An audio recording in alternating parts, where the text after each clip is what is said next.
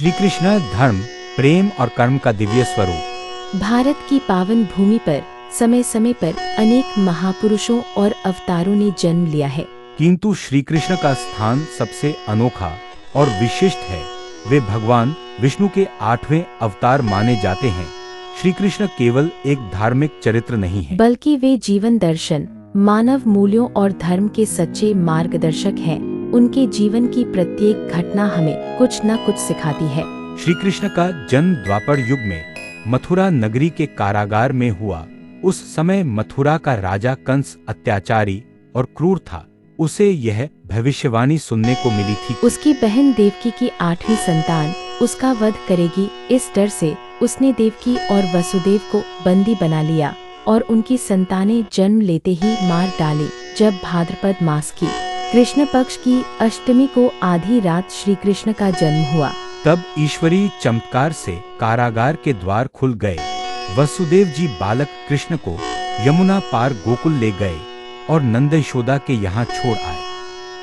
गोकुल और वृंदावन में श्री कृष्ण का बाल्यकाल अत्यंत आनंदमय और लीलाओं से भरपूर रहा। वे कभी माखन चुराते, कभी ग्वालों के साथ खेलते और कभी माता यशोदा को अपनी शरारतों से मोह लेते। उनकी बाल लीलाएं केवल मनोरंजन नहीं थी, बल्कि उनमें गहरे आध्यात्मिक अर्थ छिपे थे। पूतना वध, कालिया नाग दमन और गोवर्धन पर्वत उठाने जैसी घटनाएं यह दर्शाती हैं कि ईश्वर अपने भक्तों की रक्षा के लिए सदैव तत्पर रहते हैं। श्री कृष्ण ने इंद्र के अहंकार को तोड़ने के लिए गोवर्धन पर्वत अपनी छोटी उंगली पर उठाकर ब्रजवासियों को 7 दिन तक वर्षा से बचाया। इस लीला से उन्होंने यह संदेश दिया कि अहंकार का अंत निश्चित है और सच्ची भक्ति ही सर्वोपरि है। राधा कृष्ण का प्रेम भारतीय संस्कृति में भक्ति और आत्मिक प्रेम का सर्वोच्च उदाहरण माना जाता है। उनका प्रेम सांसारिक नहीं, बल्कि आत्मा और परमात्मा का मिलन है। रास लीला के माध्यम से श्री कृष्ण ने यह बताया कि ईश्वर हर भक्त के हृदय में समान रूप से निवास करते हैं।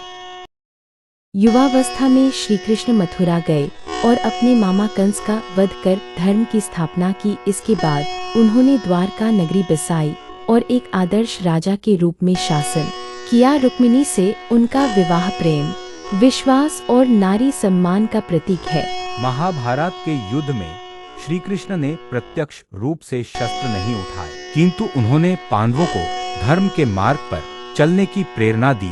अर्जुन के सारथी बनकर उन्होंने भगवद गीता का अमूल्य उपदेश दिया। गीता का संदेश है, मनुष्य को बिना फल की चिंता किए अपने कर्म करते रहना चाहिए। आत्मा अमर है और सत्य तथा धर्म की विजय निश्चित है।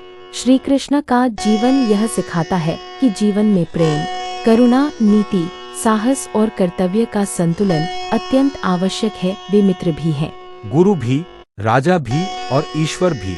उनका जीवन हमें यह प्रेरणा देता है कि कठिन परिस्थितियों में भी धैर्य और धर्म का मार्ग नहीं छोड़ना चाहिए। अंततः जब पृथ्वी पर उनका कार्य पूर्ण हुआ, तब उन्होंने अपना देह त्याग किया, किंतु उनका संदेश आज भी मानवता के लिए जीवित है। श्री कृष्ण युगों युगों तक मानव जीवन को दिशा देने वाले प्रकाश स्तंभ बने रहेंगे।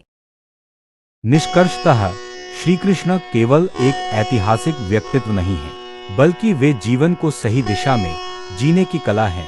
उनका स्मरण मात्र ही मन को शांति और आत्मा को शक्ति प्रदान करता है।